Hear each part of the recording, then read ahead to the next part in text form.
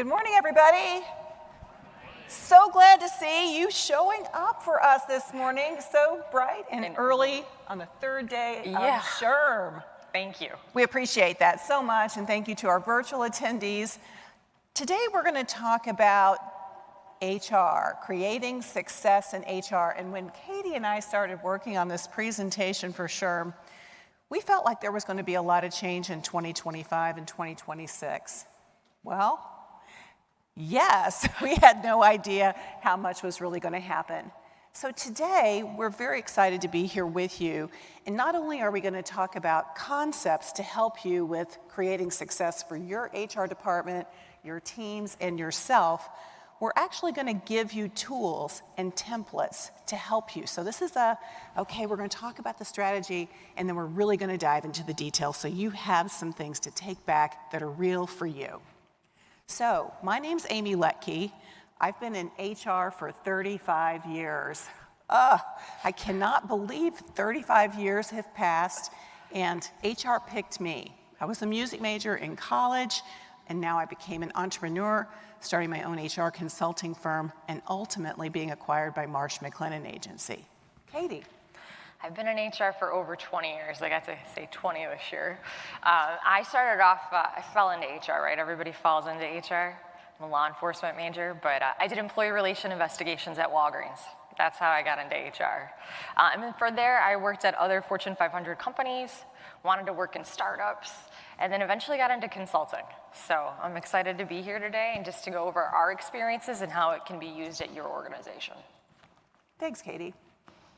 So I'm going to spend some time talking about the fundamentals and reflecting a little bit on my journey in HR, which I'm hopeful that some of you can too. And Katie's going to spend time talking about innovation.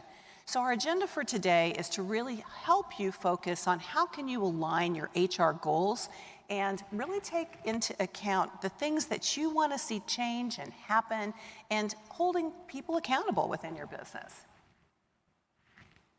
So let's dive right in on how we can align our HR goals with business goals. Now, why is this important? Why is this important? If you get it wrong, you're going to cause more problems for yourself. Heck yeah, you are. And you know what? Over my years in HR, I think there's some things that I've really learned, and that is that collaboration and preparation can really go a long way. Let me tell you a story about when I first started my HR career. I worked in Iowa in manufacturing, and my first job was the second shift HR supervisor in a steel manufacturing plant. I joined this firm, and I kid you not, 2 months later, my boss came to me and said, "Amy, I'm so glad you're here. I'm going to go out for hip replacement surgery. You're going to have to report to Harry Matthews, the VP of the division. He's upstairs. He'll call you when he wants to see you." And I said, "Oh, okay." And he said, "But tomorrow I'm leaving, so it's going to be yours." And so this was my boss, the HR director, not only going out for one hip replacement surgery, but when he got into surgery, they decided to do the second one. So he was going to be gone for a while. I'll never forget the day I went up to Harry Matthews' office because he had called me. He said, "Amy, I want to see you. Come on up." And let me tell you, Harry Matthews, 6'5", gray hair, must have been 90. He wasn't really, but he felt like it to a 24-year-old. And he said, "I need to talk to you about some of our recruiting problems." And I sat down and I want to hear what you think about this, your opinion. And so he asked me a few questions about recruiting, and I could tell he was concerned about some of the things that were taking place in the factory. And when he asked for my opinion, I made a very critical mistake. And my mistake was, instead of saying what my opinion was, I said, "Well, Harry, Mr. Matthews, I feel we should do this, this, and this." And that was coming from a 24-year-old's perspective back in 1990-something. And Harry didn't like that. And Harry got up from his desk and he leaned over it and he said to me, "Amy, I don't care how you feel. I care what you recommend." And he sat back down and crossed his arms and waited for it. And of course, I sat straight up in my chair and I said, "All right, Harry, well, here we go. This is what I recommend." And I quickly said what I needed to, He stood up and said thank you, and I was out the door. So, what's the lesson in that? At 24 years old, that was a very pivotal moment. If you can imagine, here I am quite a few years later in my career, thinking about how important it is to give our opinion and our recommendations, right? Our feelings do matter, but sometimes our language might not match that of our senior leaders. And so when we think about the strategy for our initiatives to support business goals, we have to meet people with their own language. We've got to speak their language to be understood. And I learned very quickly that if I talked about my feelings with Harry Matthews, he was not going to be very receptive to those opinions. So that helped me with some of my HR planning. We had some recruiting problems back in the day. It's probably not too different than we are today. We still have challenges with hiring and retaining people, but it's all about how we go about integrating the HR planning along the side with how we communicate those plans. And putting together some really detailed functional teams. So getting a perspective from all different places, whether it's your VP or your line workers, or it could be even your supervisors, to help in creating those plans. And then Katie, we also need to communicate value, right? Yeah, so we want to really think about how we're going to be able to show that ROI. Again, we'll talk a little bit later about data and how we can storytell with it, but I need to know who my audience is. And so when I talk to my executives, I'm going to use different data versus when I talk to my managers or my employees. So thinking about that and the value that we bring so that we're building the brand and they understand the why with some of the changes that we do make that align with those business goals. And then it doesn't just stop there. We're going to spend some time taking a look at how do we give continuous feedback on some of the initiatives we're beginning to the different parts of the organization that really need it. So let's take a look at what happens when things go wrong, right, Katie? Because boy, we can always put the best laid plans into place, but then something happens. And we've got a couple examples here on the screen where we're looking at training. And this is an example of one of our clients that we've worked with for a few years, and they came to us because something went wrong with their program. Well, what they had done was they actually had implemented some customer service training. They had found out that there were problems through the sales team. The sales team had some complaints about the service team, and so the service team manager was very excited, wanted to make change, but didn't really understand what were the issues that the sales people were facing. So this very eager, very well-intended customer service manager implemented some training, but they missed the mark on what some of the training goals were supposed to be. So if we take a look at outcomes, this particular training did not address the techniques that the salespeople needed to see from the service team in order for them to be successful. So what was that lesson? That customer service manager missed the opportunity to go back and engage that sales leader to make sure that they knew what was going to be important criteria for training. Yeah, and then we had a tech company where they really wanted to be a competitive environment, right? We've seen that with Silicon Valley. But they didn't think about the team effort, right? They just ignored it and did the individual. What kind of environment does that create from a culture standpoint if we're only focusing on ourselves? Are we going to step on our peers, our teammates to achieve the goal? Mm-hmm. So again, if you don't see the big picture and you don't adjust when you don't get to the root of the problem, you're going to be solving that problem again, right? We think of the 5 whys. Anybody familiar with 5 whys? Yeah, I see some head shaking. Yeah, so a lot of times we're solving problems so quickly that we're not really getting to the root of the problem. Yeah. So same thing like with this recruitment in a manufacturing environment, another similar situation where the priority came to take a look at technical skills instead of how someone was really going to fit into the culture. And those of us in HR, boy, we know that we got to be really careful about that, right? Because if we don't have the fit, then someone may not stay. They might be able to do the job, but do they really want to do the job? Do they fit with the culture, with the people that you have there? And so, of course, the outcome from that situation, we're focusing only on the skills, only exacerbated the problem for the recruitment. The turnover continued, and they really missed that cultural alignment. So You know, this is an opportunity, isn't it, Katie? Yeah, I'm a data person, so I love this slide. You know, and this is where data really helps us. And, you know, I'm that kind of HR person that, you know, and I think a lot of us here at SHRM, we got into HR because our gut gave us the feedback of what the right decision was, right? And sometimes we've got to validate what's going on in our gut with that data point. So in a couple of ways we can do this, because that data points help executives understand our language, whether we're talking from how we feel about something, whether it's in our gut or something else. These data points really make a difference. So retention rates, if we are looking at retention rates, you know, we're aligning our strategies to reduce turnover. And we know that organizations, then in some of our materials, you can see where our resources are here, that when we align our strategies, we can have 25% less turnover, right? Yeah. And then same thing with employee engagement. If we have effective engagement strategies, we can actually have a 20% increase, right, Katie? Yeah, so again, it's just aligning what the business and the strategy is, and then having HR strategy align.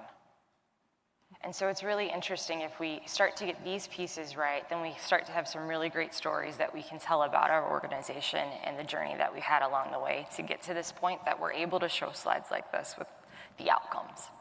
100%. So let's think about how do we develop a plan of action so that we can use some of these data points to help our own businesses share the stories with our executives, and then actually help teach our leaders how to implement some of these so that we can be a really good partner to them along the way. All right, so when I think about the components of a strategic plan, we're gonna go from high level into the weeds, okay? I promised you that from the start here. And I think what's interesting, because I've put together a number of HR plans, and in our consulting firm, we have an HR plan, and we review it every single quarter, we tweak it, we adjust it, and we get feedback from quite a few people, because we know that if we don't get it right, we have a very short window in which to make sure our insurance counterparts are really comfortable with the work that we're doing.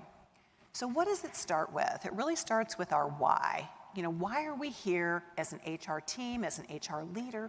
What's our mission? Does it match up with the organization, or are we going to need to kind of align that with the organization? And that's something we should really think about, because getting feedback from others will be important in that area. Next up, having good goals and objectives, making sure they're SMART goals, right? We've heard about that for a long time. You know, specific, measurable, achievable, reachable. And of course, we've got to be able to track them. So that helps us with accountability along the way.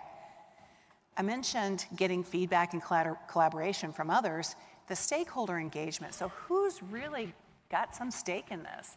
Who has the interest in HR? Who do we serve the most?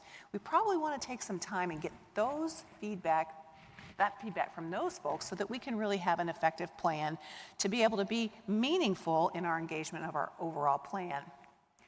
And then we also want to start with the end in mind. So we're going to need to assess where we are today and where we're going to go, and how do we know what success looks like. So we're going to walk through some examples of this in just a moment. And then we need to create and communicate what that roadmap looks like, and have some metrics overall. Now, Katie, I know you've got a story about this from Walgreens that you want to share about how important this plan was and how you deployed that. Yeah, so are you guys familiar with Lotus Notes? Is anybody old enough here in this room to know Lotus? Yeah, I like you. So I worked in employee relations at Walgreens, and we used Lotus Notes as our case management system. Lotus Notes is pretty much like old Outlook, so it's like email, but that was our case management system. We had over 750 calls that would come into our area a week. So can you imagine searching through this old platform? And we just acquired going international. So we acquired a company, Boots Alliance, if you guys are familiar when that happened. And we realized that we're not gonna be able to handle what's coming to us. So I had to go to the leaders and sell something that I think would help the business. And it was, we need Salesforce. That needs to be our case management system, and here's why. Instead of having 100 lawsuits from the EEOC that we have to respond to every week, we'd be able to prevent that by being proactive and letting the business know when cases were coming out of certain areas or certain regions so that we can do proactive training, right? I would be able to tell them data of what's going on in their regions and how we can use that as a way to do preventative measures or to make them more aware when the leaders are in those regions within those stores. And so I was able to sell that, hey, your sales team gets to use Salesforce. Our employee relations teams need Salesforce. And so with that, I was able to build out, how are we gonna do that? What metrics are we gonna have? So throughout this presentation, I'll tell you about a little bit about the bumps in the road, trying to make that happen. Thanks, Katie, that's awesome. So let's review what are the steps in creating an effective HR plan, an HR strategic plan. And again, why now? Well, now is important. We've seen a lot of change this year in HR. We've been impacted by a lot of change. The change is probably going to continue, so what that means for us is we have to pivot quickly. When we have changes happen, we want to make sure that we can respond to those and address those very quickly. So when we start to develop our plan of action, we really want to start with where are we going on our journey? Where are we at the end of the day? Where do we want to be? And taking a look at what that future state needs to look like. So maybe we know what some big problems are, whether it's with our technology or onboarding or offboarding, turnover, training. There's a number of things. We're going to share some examples here in just a moment. But what does that look like? What does it look like in a year? And even if we can't see far out enough into a year, what does it look like in a few months or conversely 6 months, right? And then we move on to taking a look at where we are today to the gap and where our future looks like. And again, putting together some details and descriptive terminology can really get everybody on the same page to what that gap looks like. And then we prioritize, and at the end of the day, create our roadmap. Amy, who should be involved in this when we're answering these questions? Wow. You know what? That's a great question, Katie. I think that in my experience over the years, I would get very enthusiastic about putting together my strategic plan for HR because I wanted my team to be on the same page with me, right? But what I found out was I needed to look for the naysayers because my plan might be great for HR, but if I'm not serving the business, I might be missing an opportunity. And I can tell you, one time in one of my days in working in software years ago, I always really just kind of had to bristle myself up because I knew I had to go talk to the sales leader. And he was the hardest one because he would always say, oh, that's not going to work. He was that guy. That's not going to work here, Amy. That's not going to work for my team. And the moment I made that decision to say, you know, I really would like your feedback on how we can best serve your salespeople. Here's some ideas that my team has come up with. I really want to include you in this. We started to see some softening. We started to see some engagement. And then his attitude started to change. Now, did it change completely? Not exactly, but I considered that a big win because at the end of the day, I didn't have someone coming back saying, that's not gonna work for us. It was, you know what? That's working pretty well. I've got some suggestions. So the tone started to change, and it really helped by bringing in some people that you knew were going to poke holes. I knew were going to poke holes in my plan so that at the end of the day, I could successfully get it launched. Are you guys all visualizing your naysayer at your organization right now? Yeah? See those heads nodding. Yeah. Bring them in, right? Keep them close. So here's a few examples, right, Katie? Yeah, so we just wanted to give you high level, think of this as more like a newspaper headline, right? If you had to tell somebody in a couple words what it is that you're doing, here's 6 examples. And if we move to the next slide, it breaks down into more details of what Amy was talking about earlier about it being smart. So really thinking about the details that we'd maybe want a couple sentences to describe what it is. So again, this is just to help you have some examples of maybe what it looks like for you when you get back and you're thinking of how would I do this? I think the key here too, Katie, is you don't want to have a laundry list of initiatives. You know, it's always, we have everything to do every day. HR is busy no matter what, right? You've got something that happens, and then of course you have to deal with the emergencies or the unplanned issues that come into play. So when you're thinking about your plans, try not to do more than 5 to 7. And some people will say 3 to 5 key strategic goals for your HR strategic plan each year. So depending on what they are, and I can tell you, like if you're going to do a payroll implementation or you're going to have some big full-scale, human capital management implementation that's going to integrate with your operations team, that might be your only initiative for the year, right? There could be something that's going to take up a tremendous amount of time. So be mindful in understanding what those initiatives might look like. And we've got 6 here that we felt were pretty key that might be good examples to help guide you as you're thinking about what are those things that are going to be most critical to help our business. And so we're going to take it a step further now and talk about how you would do this. Right. Yeah. So again, we're giving you some visuals so that how do we take that idea, the overarching goals, and then how do we start breaking them down into something that's really specific that we can use to communicate with people. So what this slide is illustrating is we're going to really take a hard look at what the issue is, right? And if we take a look at our example here, it's we don't have a wellness program. That is the problem today, right? And then we're going to take a look at what is our future state. Well, the goal would be to have several offerings related to mental health for employees to select from. And we take it a step further and we say, okay, what is the difference in where we are today to where we see where we want to be in the future? And that is we want to connect with some insurance people to help evaluate the options that are going to be best for our business, that's going to serve the people in the way we have in our vision statement, right? So who needs to be involved? Who are the people who need to be involved? Well, we've got to have buy-in from our executives. We've got to make sure that our employees even want this. And I think we've all heard from being at SHRM this time of year that wellness is a big deal to our employees. It's a big retention opportunity for people and a way for them to visit with someone objectively about whatever's going on in their personal life. So if that's something where we've got the buy-in, we've got to make sure that we've got the dollars to fund it, the engagement, and then we need to map out what does our process look like. And at the end of the day, what kind of technology? So it's people, process, and technology, right, Katie? I love people, process, technology. Any problem you got in HR, it falls into one of those 3 categories. Right. So as you start to map out your plan, something like this, can you see how this might help your staff understand what it's going to take to get the job done? Yeah? And also, it might be a very easy way to explain the initiative and the impact that you're going to have with it, with your peers, your executives, and other stakeholders who might need to be involved. So again, we're starting to take it down from this vision, overarching goal, to something that, what is it going to take? What's the activity that's going to have to happen in order to make this successful? So the next slide, Amy, I love because it's a good visual to explain.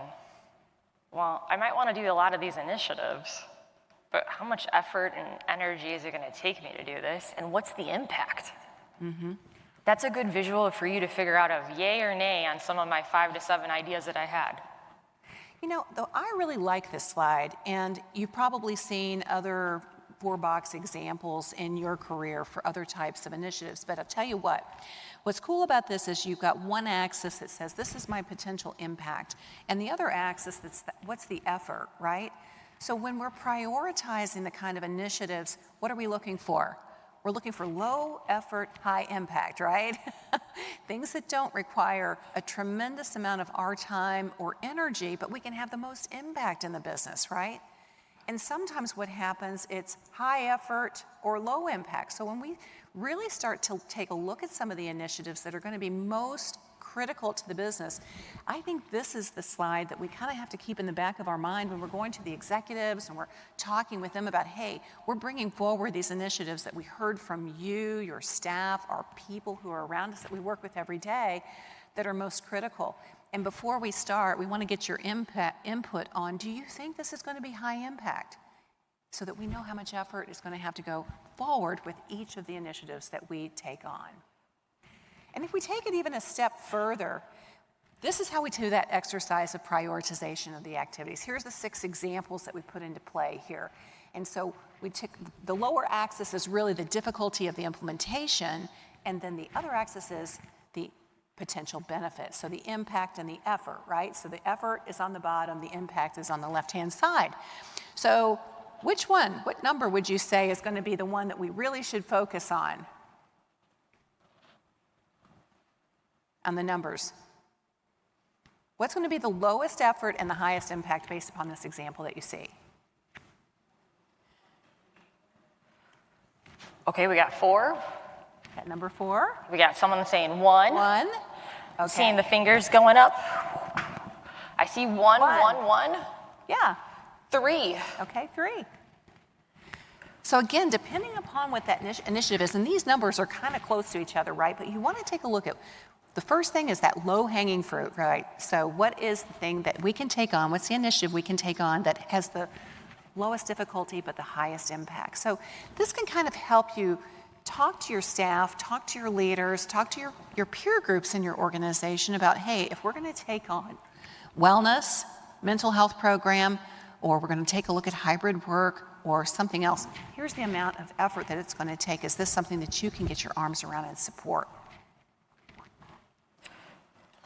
And then remember that last step that we talked about in creating our effective plan and creating success for 2025 and beyond is really to create a roadmap so that visually people can get behind it. So, one of the things I've learned over my career is that data is important because data will support what it is that we're trying to accomplish in terms of measurables, right?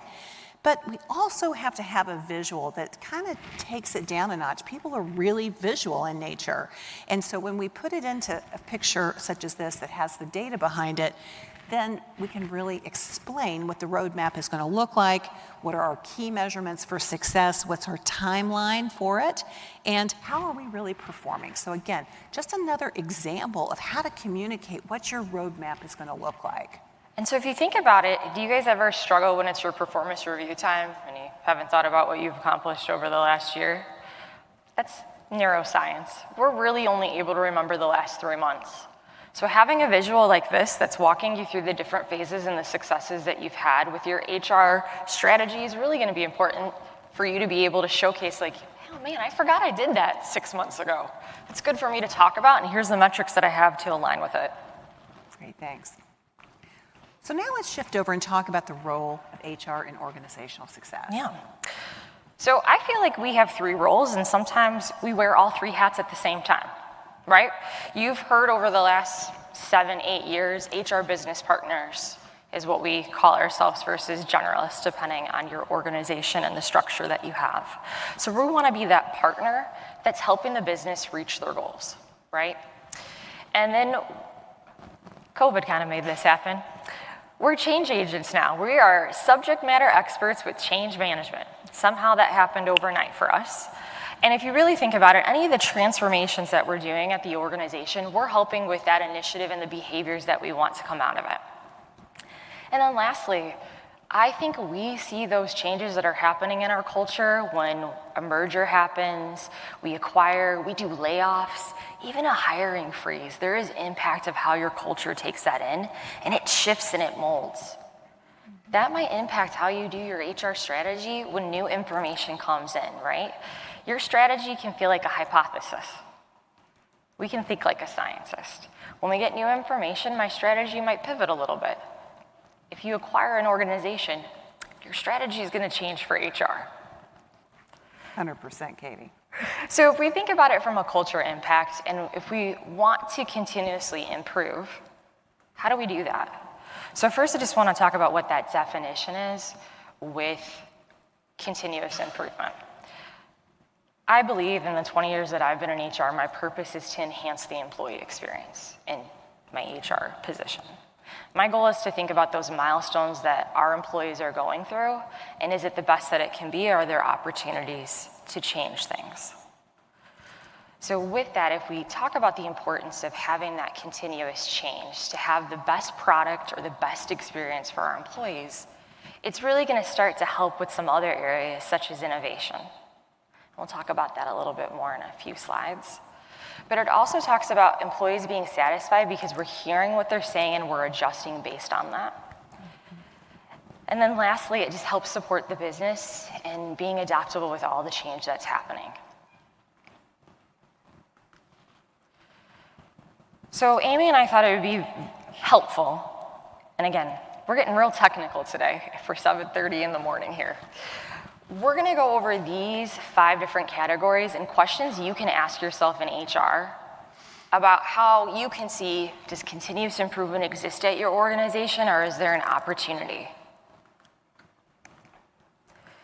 So when we think about the industry that we're in for our organization, are there things we need to be doing because our competitors are doing it?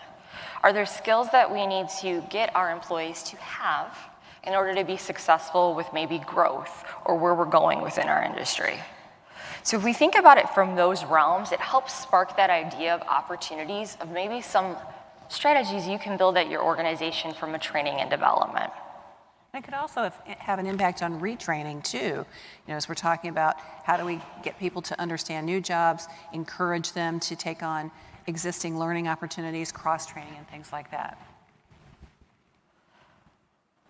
So feedback loops are really important. Amy, I had this idea yesterday. I think I want to do a presentation next year about fight or flight with feedback and how our bodies go through, and from a neuroscience perspective, that we get real nervous. Does anybody here get real nervous when you have to give feedback? Not great feedback?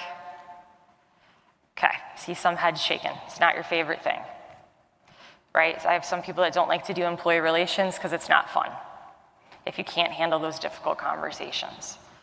If we want good leaders at our organization, we're going to want to figure out those feedback loops. Our employees should always know where they stand with performance. It shouldn't be a surprise when they go in for their yearly to hear this stuff. Yet we still have it happening at our organization. So there's opportunities for us to really think about how do we change what we're doing today so it does have that feedback loop at our organization. And again, it doesn't have to be a big change. You can start with phases of getting more transparent with our feedback and continuous. Katie, I want to share an example of that. Yeah. You know, I was meeting with some certified folks yesterday in the certification lounge, and there was a woman who is an HR leader, and she works for a Japanese company, and I was asking her how she had transformed and provided in getting feedback and how difficult it was, because she said, I'm naturally an introvert, so I'll just do what people ask me to do instead of saying, this is what I'm going to do. I said, well, tell me a little bit more about that. And she said, well, you know, every 3 years, I usually get a new boss from Japan. And I've learned that since I've been with this company 18 years, I can set myself up for success if I give really good feedback. And so I asked her how she did that. And she said, I am the first person the new leader sees when they come in from Japan. Literally, the other expat picks them up at the airport. They come right into my office. And I welcome them to the company, and I immediately start telling them a little bit about who I am and what I'm here to do, because HR in Japan is purely administrative. HR in this country is not. So I educated him very quickly. I'm here to do these key things. Here's how we advance the organization. And, oh, by the way, I'm not here to be an administrative assistant, book your travel, or hotels. That would be this other person.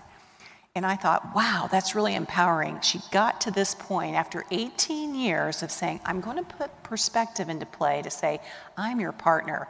But she went on further to say, that conversation resulted in tremendous respect between her and the new executive, so that 3, 6 months, 9 months down the road, their relationship was really solid because she took that effort to say, let's manage expectations up front, and it really gave her a winning way with this new executive. So thank you, Katie. Yeah.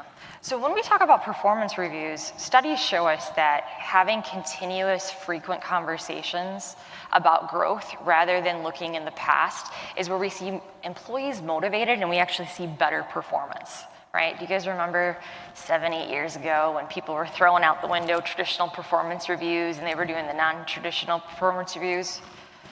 That has continued, and you probably have implemented it in some way at your organization. Instead of, if you think you're driving in a vehicle, spending all your time looking in the back, you want to actually look forward, right? And take a glance in the back to see how performance was over the last 12 months. But what are we going to do in the future, and how does that connect to our performance? We've also seen that instead of having 5 different ratings, it dropped into 3 or 2, and it being successful doing that. Right, do I do it or do I not do it? Or can you see the performance or can you not see the performance, right? It's interesting how times have changed over the years. When we talk about cross-functional collaboration, I have found the larger the organizations there are, the harder it is for you to swim in it, right? To know who to reach out to and who to collaborate with. We talked a lot in this conference about AI, right? Have every one of you been to a session that talked about AI? Well, here's the deal. If I'm going to use AI at my organization, I'm probably going to need to use either developers that are part of the IT team or the IT team in itself in order to get any AI in my organization. So I have to collaborate with them. I have to make sure that I'm able to explain the ROI behind it. If I can't do that, I'm probably not getting AI at my organization. So we really have to think about how we do that. The other aspect of cross-collaboration is there's opportunities for transferable skills. People can go into other areas because they have the skill set, and they can go into a different area. Did everybody here start in HR? No, we all started in different areas. That was the transferable skill piece, right? We fell into HR. So someone saw it with us. How do we build that in our organization that we allow opportunities for people to go to different areas, even though they might not have an IT background, but they're going into IT? And then lastly, if we talk about rewards and recognition, one of the best organizations that I was part of, and I boomeranged back to, on the first day that I got into onboarding, they handed me a postcard, and they asked me, how do you like to be appreciated? And I was like, wow. They're asking me how I want to be rewarded when something happens that's well. The second question on that postcard was, how do you learn? And the third question was, what do you want to learn in the next 12 months? They took that postcard, they gave it to my boss and my team so that everybody knew how I worked and how I was wired. So really thinking about when we're building out continuous improvement, are we meeting people where they're at? Is it a la carte that we can figure out different ways to reward people, communicate to them so it hits home for them? So if we talk about organizations that everybody knows, these are organizations that do have continuous improvement. And because they allowed the time for that, they were able to have the reward, right? Everybody knows Google, but if they didn't have their 20% time, we would have never had Gmail or Google News. Yeah, and Amazon, holy smokes, look at them. What have they done all these years? Yeah, they're all about efficiency, right? They're continuous improvement. It's part of their culture. It's part of their values. So again, just putting it big picture, large organizations that you've seen that have talked about this, they got a reward out of it. They saw the value within it. There's one client that I love that Amy talks about that we've worked with over the years. I'm going to have you tell us what happened. Sure, this is a very large privately held company in the meat packing industry. And my team and I had the opportunity to go visit them. They asked us to come and help them realign their compensation strategies. And so we really wanted to understand why this was important, not only to the HR team, but to the leaders. And we wanted to see what kind of jobs that people were working in.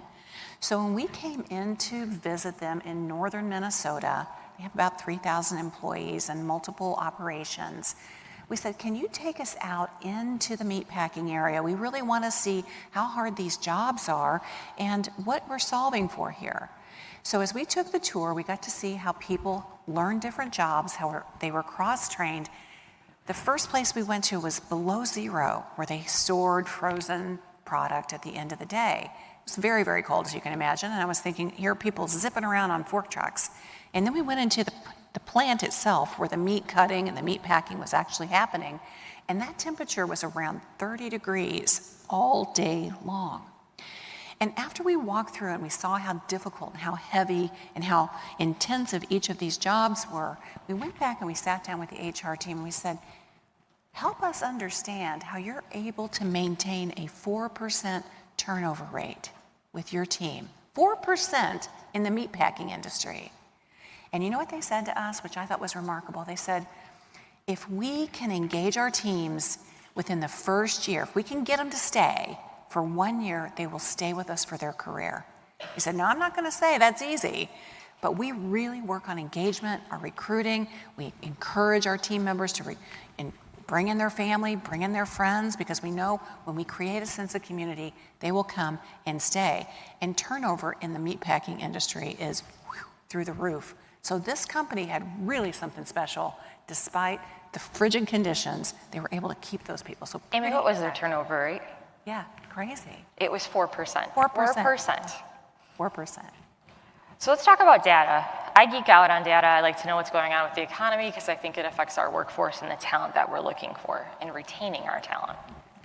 So the reason why we want to do that, right, is it helps us make informed decisions It helps us see trends. So I love having my HRIS be able to do reports and dashboards for me. So depending on who my audience is, I can pull it quickly and I can explain those numbers.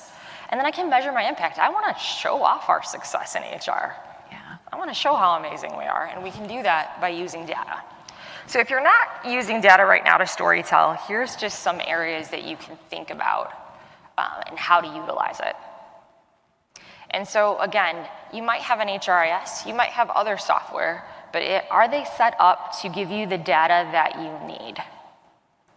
And again, if we start picking up a couple different areas of data, could it tell us a different story? And can we start to get into predictive analytics? Is there anybody here in the room that's using predictive analytics so far at your organization? Okay. I think AI is going to help us get there a little bit quicker. A lot of the HRIS are already putting AI in it. But I love pilots. You're going to hear me talk about pilots. I think it's amazing because it's a way for us to be innovative and test something. I just told you how we can think like a scientist, have a hypothesis. That's how I see pilots are. And so one of the organizations that I worked at, we were able to test a theory that we had. So the HRIS team and myself asked if we could do an experiment with a department or a division at our organization. And could we predict if we were going to lose somebody?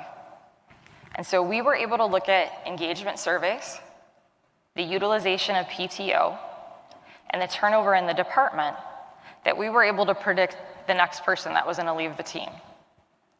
We monitored it for about a year, used data that was 18 months. That was the data set. We were 95% accurate. We rolled it out to the entire enterprise based off that. So that's simple predictive models. And again, now I was able to take that data and talk to my managers. Because at the end of the day, I'm not going to be the person that's going to try to save that person. It's going to be the manager. So now the managers have access to this data, and they should be encouraging their people to take time off. They should be dealing with what's coming out of those engagement surveys. So there's another accountability piece there.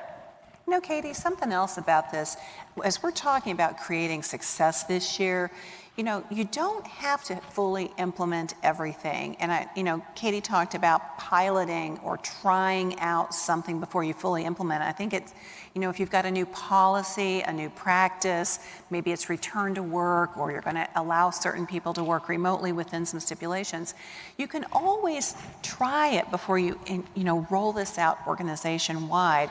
And I definitely would encourage you to think about the value of that, because you might learn some things along the way, so before you roll out this entire program or policy or practice, you can test it within a small part of your organization to make sure it's really going to get you the results and the data points you're looking for. So I think we're amazing at pivoting. Yes. I think of friends in the orange couch and yelling down the stairs, pivot! I think that's us. I think that's happened to us with everything that we've dealt with over the last 5 years. So Amy and I got to reflect a little bit, because I was like, man, we've had a lot that's happened since COVID. Yeah. And so we started to just throw down things that we believe that were the themes over the years that we've had to deal with. So just thinking about 2025, do you know by the end of 2025, we're going to have 21 state leaves? That's crazy. Are there anybody in this room that has multiple states that you handle? What a pain in the butt to know that there's 21 states that we have to work with leave. Is it the right thing to do? Absolutely. Is it complicated for us to track? Absolutely. Mm-hmm. So again, just thinking about the complexity of our job and what's happened from COVID to now is crazy. Yeah, crazy times. And so our response to change has been very rapid. And if we really think about things that we can do, it's that flexibility piece that Amy was just talking about, right? If you're going to do a return to work, I hope you don't tell people on a Friday that they need to start showing up on Monday, but it's a well thought out process, and we're meeting people where they're at, that there's some adaptability and some time for them to do it. The cross-function we've talked about already, right? How do we work with different teams to accomplish goals that we're trying to do? How do we become that organization that's continuously learning? So we've heard that employees are not feeling like they are being upskilled and reskilled. That is one of the number one things that they want right now when we look at the workforce. Did anybody read last month the Gallup State of the Workforce?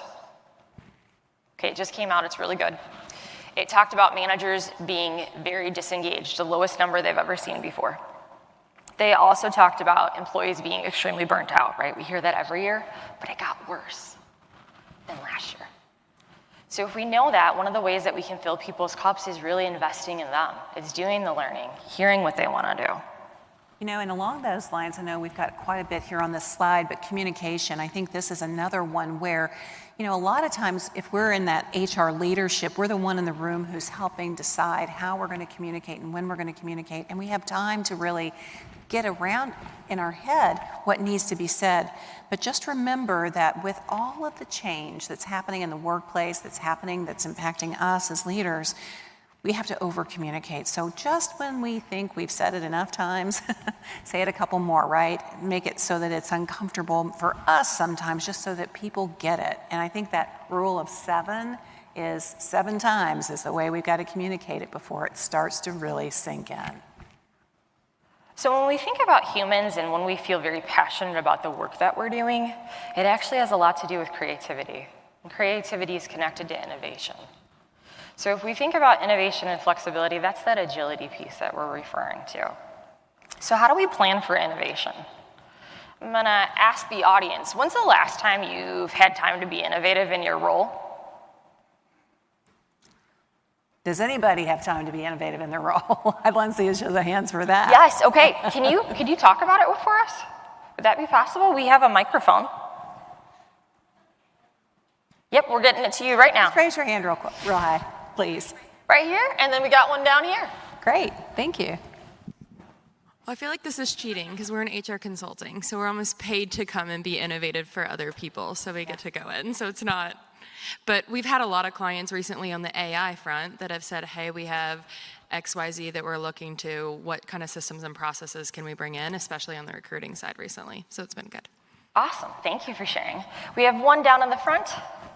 Great, oh, you got a mic right here. All right. Thank you. So, whoa. Good morning. So I think one of the things that has been, so I've been with my organization for 10 years in HR 8, and I think one of the most important things that I have learned is, as hard as it is, to pause and take some time to think. I know it sounds silly, but we are so caught up. But knowing that some things can wait and it's okay.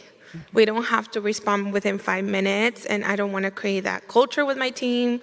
Not that my team doesn't have it, or some people don't have that, right? Everybody has that. But I started blocking chunks of time, and then figuring out things that are important to me. And then when we doing research on things that are urgent or certain policies, sometimes some opportunities come up in the process. And taking advantage of those moments when you already have the attention of the executive team or your leaders and say, you know what, we were working on this to, I don't know, the last one, I don't know. Military leave policy, we updated it. By the way, SHRM has an awesome version on their site, and it went through a legal firm. It was amazing. But in the midst of that, be like, oh, and by the way, we need this too.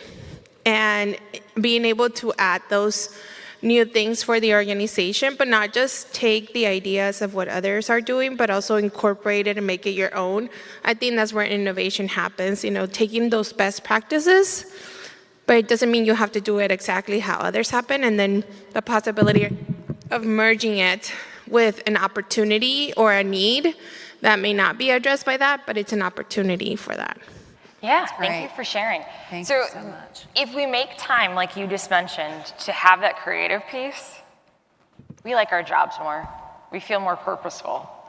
And so if you think about something that Albert Einstein supposedly said, if he only had 1 hour to save the world, I'd spend 55 minutes defining the problem and only 5 minutes finding the solution. So again, that hit home for me because Amy knows I like to race to the end, and sometimes you need to crawl, walk, and then run. So sometimes I just am thinking surface level solution when I need to dig deeper for what that result needs to be so that it's sustainable. So I wanted to do something real quick. I'm gonna give you guys 2 minutes. I want you to figure out with one of these lines what the next number is. I know, I'm asking you to do math at 7:30 in the morning. Yuck. This is all Katie's doing. I had nothing This to is do with Amy. it. Amy was like, I don't know about this.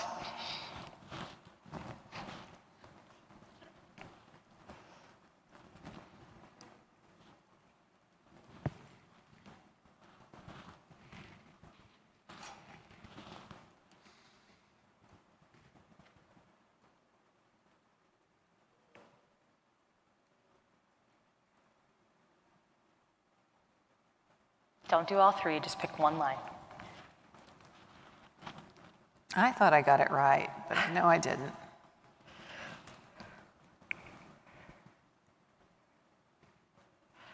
Okay, does anybody got line 1 in the answer? 100? Okay, anybody else? 90? What about the second line? Anybody got the second line? Yes. 115.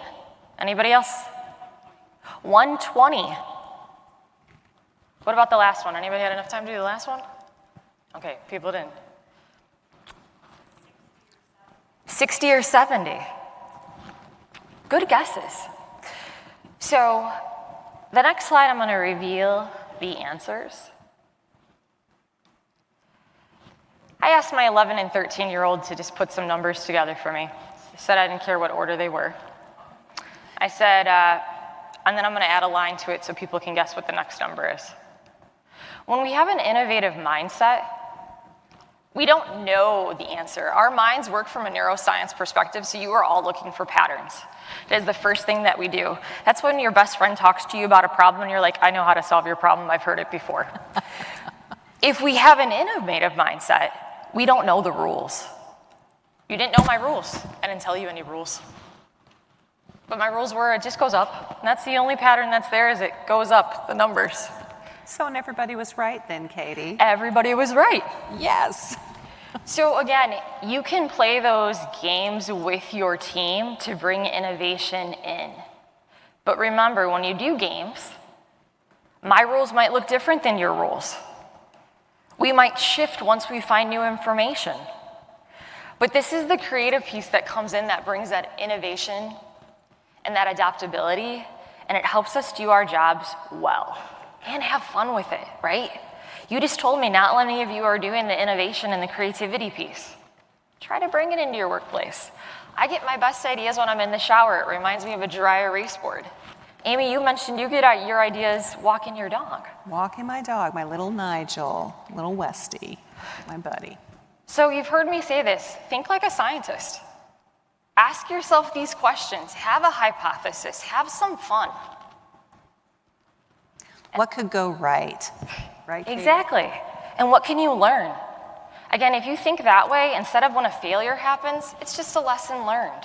It's just that you need to phase it differently. Build an 80% product, have 20% for wiggle room. And if you work with engineers, they're going to love this, hearing it from HR. So again, we went over a lot of concepts today. We just have a couple key takeaways that Amy's going to review for you. You know, this conference has been a wonderful place for us to come and learn and really grow. But when we leave here, just think about how strategic alignment can be essential to our success this year and next. Don't run away from continuous improvement. It really can help drive engagement. So always look at ways to make improvements with whatever it is you're working on, your policies, your programs, how you're driving the business forward. And then take some time to gather some data around it. You know, your senior leaders, they might not ask you for it, but if you've got it, that'll impress them because you've got the data to back up what you're recommending and bringing forward. And sometimes we just have to be agile. We got to pivot, right? So many times in life, we've got to say the best laid plans were there, but we got to shift. We got to try something different. Don't be afraid to do that because you might really see some incredible benefits. Always building a case study, knowing that over time that data is going to be your friend, right, Katie? You're going to work on that to bring end results and share those results that, let's say you do implement a new program. Okay, what was the outcome of that? Don't forget to say, this is a success and this is why, and celebrate that with your team when you can. And then take the time, like some of you shared today, to find that time for innovation, because that's really the time to help us get creative, to bring new ideas to the table, and to make the organization even better. Here is our contact information, so those QR codes are gonna bring you to our LinkedIn. If you have any questions about any of the content we went over today, here's our email addresses. We'd love to hear from you. And then we'll open it up for any questions that you might have.